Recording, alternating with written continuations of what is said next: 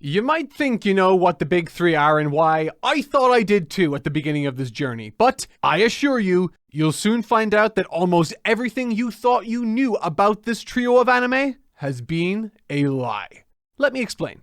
Coined in the early 2000s, the Big Three was a title bestowed to capture the importance of three specific series. Naruto by Masashi Kishimoto, Bleach by Tite Kubo, and of course, One Piece by Eiichiro Oda. Individually, they are some of the most illustrious and successful manga ever released, but together they form the Big Three. However, now, 20 years removed from when that title was first coined, two of these series have concluded while the other is approaching its end. And so it begs the question, or rather questions. If these legendary stories were universally agreed to be the Big Three from the early 2000s, is there a Big Three for our current era of anime? Is that even possible? What does the Big Three even mean really, and where did it come from? I figured this question would be simple to answer, but oh boy was I wrong! Seeking this answer has taken me across the entire internet down a rabbit hole so deep that I've forgotten the feeling of natural light, and even led me to interview a former chief marketing officer / director at Crunchyroll who also happens to be an anime consultant and historian of sorts.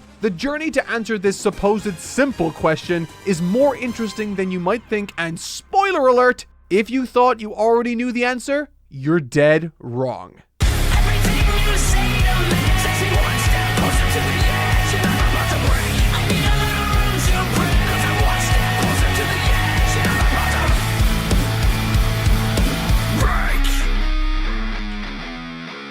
Okay, so before we determine what a modern day Big Three looks like, we must first establish an answer to one question. What made One Piece, Naruto, and Bleach the Big Three? Now, I thought this was going to be the easiest part of the video, but once again, I was wrong, and going forward, I will learn from this mistake and refrain from thinking ever again. To set the stage, this journey began with me just idly wondering this very question and taking to the internet to get my answer.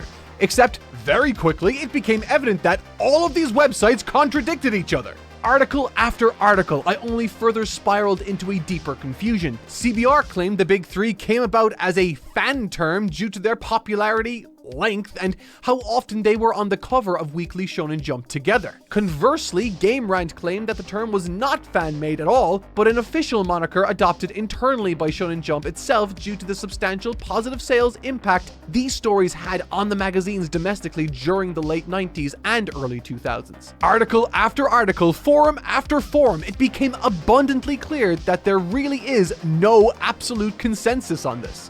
The only component of this I was certain on was that One Piece, Naruto, and Bleach were the titles that comprised the Big Three. But still, no answer for the why aspect of it all. Which means it's time to deploy the nuclear option. I must do my own research. I will never forgive the online anime community for forcing me to do actual work, and so the first step in my research journey was just going down a hole and fact-checking everything in the aforementioned Game Rant article.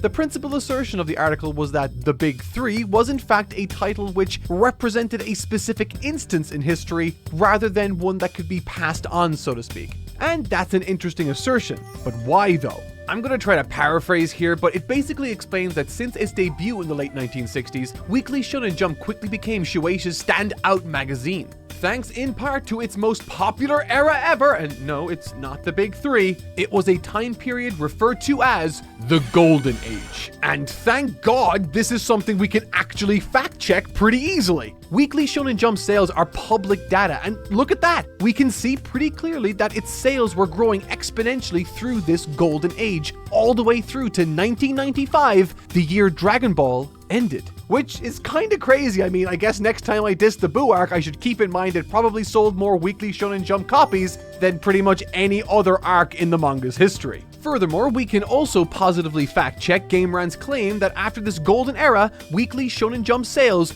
plummeted, with weekly circulation going from around 6 million in 1995 to almost 3 million by 1998. So far, so good. Well, I mean, good that the article was objectively correct with this claim, but not so much that Weekly Shonen Jump sales were in the toilet. However, this is where the article breaks down completely and sent me crashing headfirst into a brick wall. It claims that Weekly Shonen Jump's figures once again skyrocketed when the big three came along, reaching similar heights as the golden era and saving the magazine from the brink. And the reason why I have an issue with that is because it is objectively wrong.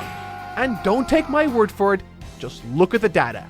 Was this the sort of, quote, revival of interest they were referring to? Sales and circulation figures of the magazine year after year marching figuratively off a cliff, with the only years where these figures didn't plateau or decrease being 1999 and a short stretch a decade later from 2008 to 2011. However, by that point, the magazine's sales had plummeted so low that they were literally less than half of the 1995 peak. Not exactly the revival that was described. Okay, maybe I was just missing something, I thought. Maybe I need to look specifically at the numbers for the big three themselves. Let's see what I can find. There we go. The list of best-selling manga. All I have to do is organize by publisher and... Wait. This list only offers data that has been gathered since 2008. That misses like 10 years of One Piece's run and a large chunk of Bleach and Naruto's too, arguably their most successful arcs. This is that brick wall I mentioned earlier. Basically every article cites amazing sales figures as a core reason for the moniker of Big Three, but none of that data is actually available anywhere? And if we can't fact check those, how in the hell can we verify any of this sentiment? How can I even continue making this video? I'll tell you how. Throw a Hail Mary of a tweet into the ether, get the attention of one of the most reputable and well-researched individuals in the English-speaking anime community to comment on your post, and then pester them in DMs incessantly until they agree to an interview with you and answer all your questions. And listen, okay, you might be saying at this juncture, Mark, why do you care so much? This is an internet meme from over 20 years ago. Why has the atmosphere of the video changed from a lighthearted bit of fun to obsessively sweaty data analysis mixed with rudimentary journalism? So what if everyone can't agree on a concrete definition? These are all fine questions, to which I say, fuck off and eat a dildo. Definitions matter. Thousands of people this very second are arguing viciously over this 20-year-old meme that they don't know the first thing about, making enemies in the process. As far as I was concerned, trying to untangle this internet mystery was my good deed for the week. But when I hopped onto the call with Miles, my perspective on the big three and how it came to be changed forever. For those that don't know, Miles is the guy when it comes to consultations for anime marketing statistics in the West. And over his long career working for companies like Crunchyroll and Anime Limited, he's accrued estimates and sales figures from this era that are not only valuable, but impossible to find online. One thing at the moment we're trying to kind of suss out is presently we've only been able to find sales data from 2008 onwards for the Weekly Shonen Jump releases in question. Do you know where we might be able to find more comprehensive data to confirm the sales? I mean, I paid a lot of money for those numbers. Oh, okay, fair enough. Basically, yeah, I worked with some consulting firms in Japan to get a lot of my numbers for the purpose of making English language reports that I could then sell. Okay, so clearly I had found the right person. However, in this interview, when I opened with the question, what defined the big three according to his knowledge, his response was not what I expected. He didn't say cultural influence, nor did he mention any dominance regarding sales figures. What he told us determined the big three initially was the user feedback cards. What the heck are those? So every week, when you buy a volume of Shonen Jump, there are like 1.5 million, 2 million people who are buying Shonen Jump every week or picking it up at their local convenience store. And there's basically a reader response card where you can rank the manga within the pages. There are 20, 25 different manga featured every week, and you can kind of use it to show your fandom or show your support. And these cards are one of like a dozen metrics that editors use to decide the popularity of things. It really actually doesn't matter. There are a lot of interviews with editors that say this is a pretty meager metric for anything other than like one-shots or brand new series. Those are the only places where those cards are, going to be a difference maker. It's just kind of a way to get people engaged. But when you look at the numbers of people who submit those cards, we're talking tens of thousands. So we're talking less than 1% of all people who buy the magazine are sending it back in. And that kind of makes sense. Just a lot of people aren't going to be bothered to do that.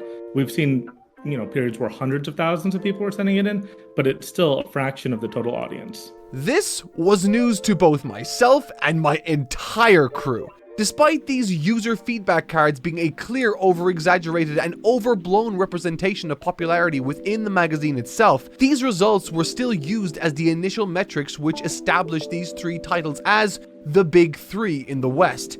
And what's more is, it gets even more interesting.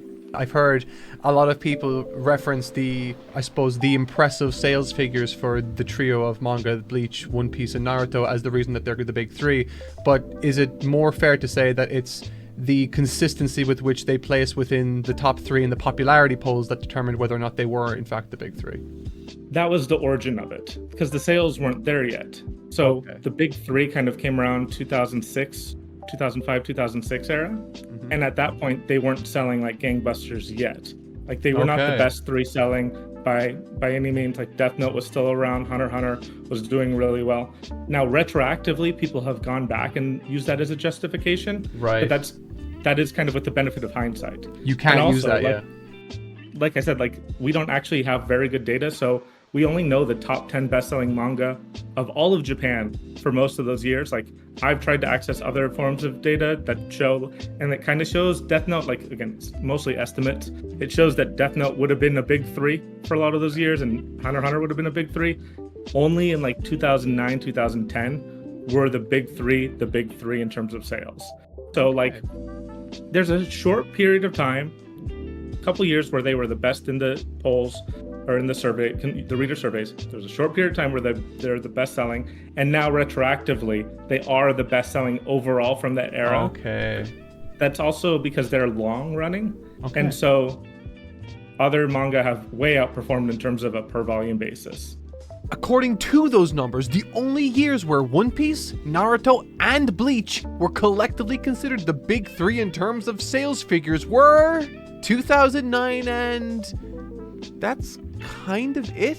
In both 2008 and 2010, while they are up there certainly, they are not the top three together. And so while when all was said and done, there are great sales numbers between all three that put them in contention with each other, when it came to looking at each individual year, only one lined up the way we wanted it to. What? What the fuck? This flies heavily in the face of the commonly accepted knowledge of their long reign atop the sales charts together. What's most interesting to me concerning these stats is that, from the looks of it, what has defined the big three over the decades has morphed and changed over time to justify these three being packaged together by any means necessary. You could say that what has defined the big three has sort of changed over time almost to justify these three things staying in contention with each other. So realistically, if we want to stay with the original definition of the big three, you'd want to be looking specifically at the popularity polls for the most consistent metric. Almost like a moving goalpost, sales figures weren't enough to justify their grouping in the mid to late 2000s, and so the popularity polls were used despite their lack of merit. And you know what's hilarious? It now finally makes a little more sense to me why this 2011 OVA crossover with Toriko and One Piece exists at all. Prior to the OVA, I had no idea who this weird buff guy with the blue hair was, but now I know Toriko kicked Bleach out of the top three within those ever so sacred popularity polls back in 2008. And given that those popularity polls were the only metric folks were using to determine the big three back then, a reasonable conversation had begun to anoint Toriko as the latest member of the trio in 08. Which, funnily enough, had also been the case for both Death Note and Hunter x Hunter. Look at that, kids! Learning is fun! I do wonder then, if by using that metric, because this is a metric that carries forth to even today, you could, in theory, use that metric to define and determine a big three for each individual decade. And people have tried to do this. Okay. But because the definition has changed. Yeah. But even people have used this same metric, and there's just actually not the same dominance anymore. Okay. Things cycle in and out. And like, even let's say when My Hero Academia was at its most popular in the West, like 2016, 2017. Yeah. It wasn't in the big three of Shonen Jump. It was like number 4 pretty consistently by that metric. And so that kind of seems weird to us, because a lot of Westerners have also taken the perspective that, that was what the big three originally meant. We own it now, and it's the big three in the West. But that's also kind of not true because Naruto was more popular than One Piece and Bleach combined 3 times over in the aughts.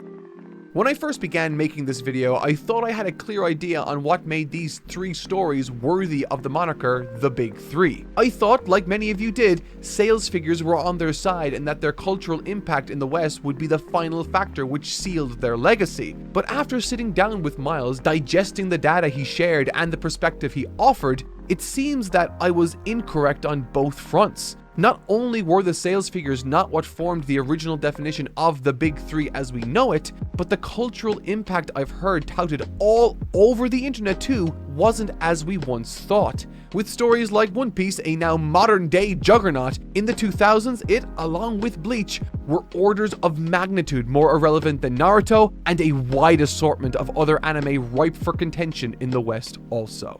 People were like, why aren't you watching Code Geass? Why aren't you watching this? Why aren't you watching that?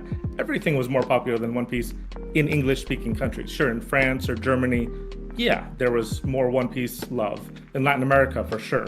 But it took a long time for One Piece to kind of shed its for kids, like, sheen, the bad reputation it got from that. So only recently did One Piece become popular in the West, or in the English-speaking world. While Naruto, Bleach, and One Piece were the properties Miles spoke on the most, he also gave me a lot to think about regarding Dragon Ball and that golden age we explored earlier. While yes, sales of Weekly Shonen Jump dropped considerably and never recovered following 1995, there could potentially be another way of interpreting this data. According to Miles, rather than this drop necessarily being an indication of plummeting sales figures due to subpar manga being serialized in the magazine, it could instead be a return to the status quo. Dragon Ball to this day is still one of the most popular properties in the entire world. Looking at the sales data for that era, it's clear that those incredibly profitable years for Weekly Shonen Jump were at least in part facilitated by monumental moments from that series, such as the climax to the Frieza arc and Gohan's clash with Cell. As Miles describes, series like Slam Dunk and Dragon Ball encouraged and brought in an audience that otherwise would never have purchased copies of Weekly Shonen Jump. To put it as simply as possible, you know how there's a lot of people who have only ever watched Dragon Ball and Naruto, but not any other anime? Or perhaps you know of the droves of football stars that love One Piece, but nothing else. It's sort of that same deal. Once in a while, a property like these comes along and crosses the line from interesting to anime fans on into interesting to the entire world, and in the process luring in viewers who would otherwise never read any other manga. The golden era was a huge boom in this exact type of viewer, with Dragon Ball and Slam Dunk bringing in casuals from virtually everywhere. And once they were gone, Weekly Shonen Jump's plummeting sales was actually just returning to the status quo. So at the very least, those plummeting sales figures are not a product of the Big Three and its era's shortcomings, which is good, but that still kind of leaves us hanging in a limbo state regarding the why on the Big Three. Even with internal data and an expert at her side, any concrete data-driven explanation for its existence is flimsy at best. I think looking at everything I've learned, the closest we can get to an explanation is just that these 3 relatively popular series all came together and experienced global popularity around the same time, which felt significant. So then, out of curiosity, before the interview concluded, I confronted Miles and asked him what he personally would use to gauge a modern Big Three. My personal argument would be that it would be internationally focused, since most of the revenue from anime and manga is now outside of Japan, which was the case for a brief moment during the Big Three's reign, but it finally is again in a consistent way. So I would say just in terms of overall cultural impact, and then I would say you wouldn't look at the popularity polls or anything like that because those are always going to be limited and self-selecting, so they're never going to be representative of the whole of the anime manga community. And then I'd also say it has to be anime related because in English-speaking countries, the rate of people who read manga relative to watch anime is like 50 to 60%. Despite it all, even as insane and poorly defined and ethereal as the Big Three has turned out to be, I think this loose definition for the Big Three really aligns most with what the community now thinks of when they think of Naruto, One Piece, and Bleach. When most people think of the Big Three, they aren't thinking of hard sales data or polling cards or Weekly Shonen Jump covers. They just think back to a period of time where 3 standout anime all at once held the dominant place in viewers' minds, regardless of how it was defined originally. With that in mind, who we may crown the new big three is tough to say. There are a great many anime in modern times that have captured audience attention in huge ways. Even outside of Shonen Jump IPs, properties like Attack on Titan, One Punch Man, and Kill la Kill managed to reach those heights in specific verticals, going as far as to secure huge global streaming deals with the likes of Netflix, as well as helping to establish Crunchyroll as a household name. Should they not come for contention just because they didn't come from the right magazine? I don't think so personally. But ultimately, I think if we are to zero in on the true modern kings of anime and manga, we have to look for those rare properties that not only manage to capture huge appeal to both dedicated and casual fans alike, but that also held that position all together in a way that helped push the medium itself into the spotlight. 3 anime that have been running concurrently with each other for years upon years now, and consistently made up a significant portion of what people think of when they think of anime today. And with that in mind, I decided to ask Miles what 3 he would choose. And as surprising as it was, with everything I now know, I think I agree with him. I mean, I would say we don't have a big 3 anymore, we have a big 2. And a third. Really, I would say the big 2 are Jujutsu Kaisen and Demon Slayer. Okay. And then the third is One Piece. Both Demon Slayer and Jujutsu Kaisen are modern anime through and through and have lived at the top of that mountain for so much of their run. It's nearly impossible to deny their impact, and if you try, you will invariably end up running into a Demon Slayer bumper sticker at your local supermarket a day later. These 2 series have sat next to each other, redefining what people think of when they think of anime for a long time now, in a way that once again feels very noteworthy. And then, of course, the surprise third member here is One Piece, still hanging around where it calls home, the very top of the industry. If it isn't apparent by now, this modern big 3 we've chosen isn't exactly as concrete and factual as you want it to be. The true objective why of the original big 3 is all but unknowable. A combination of many, many factors that coalesced into this relic of the past. Anyone that tries to tell you an objective reason why the big 3 are what they are has, much like those articles I looked into earlier, not dug deep enough to find the real truth. And that truth is that the big 3 are the big 3 because we call them that now. We might have initially used popularity polls and eventually pivoted to sales data when it suited us, or perhaps some of you have used any number of alternate avenues to try and justify its existence as we know it today. But ultimately, none of them are absolute. If there is any one thing I personally have taken away from this journey though, other than a personal vendetta against several anime news websites, damn them straight to hell, I think it's a curiosity for what will come once these properties have all finished, especially One Piece. Naturally, with Demon Slayer concluded and Jujutsu Kaisen ending very soon, a new era of anime atop the mountain is sure to take its place in the future. I don't think anyone is sincerely worried that anime will run dry of exciting new stories to tell and characters to fall in love with, but One Piece, that's what interested me most. During its run, Dragon Ball reached heights that broke barriers beyond the anime industry, and into a worldwide cultural phenomenon that arguably has still yet to be matched. And in its wake, slowly over the years, One Piece began to take its place, to the point where now it too has broken past that barrier. Not by remaining part of the big 3 solar system, but by standing on its own as a galaxy into and of itself. But that didn't happen immediately. In 1995, when Dragon Ball concluded, One Piece was but a measly ant culturally compared to where it has gotten to now, decades later. Manga and anime went years without a golden era level barrier breaker like One Piece, and soon because of that, we will soon find ourselves back in 1995 once again. When One Piece ends, once the dust has settled and the anime streaming sites have all repaired their servers that will no doubt be lit on fire in the process, who will stand to take One Piece's place? Will we experience another decade without a cultural phenomenon leading the charge, or will an unlikely anime spring forth from the shadows and become the next One Piece? The next Dragon Ball? I have honestly no idea, but that's kind of what makes this so exciting. I mean, my personal bet is on my wife becomes an elementary school student. That one sounds like a real winner. Just kidding. Or am I? Thanks for watching, guys. Goodbye. Well, I hope you enjoyed the video. It ended up very different than I originally planned, but was one hell of a journey regardless. My interview with Miles was actually over 30 minutes long, so if you are curious and want to watch the whole thing, I'll be posting it to my Patreon for 4-star supporters and above. Go check it out if you're curious, and remember to eat your vegetables.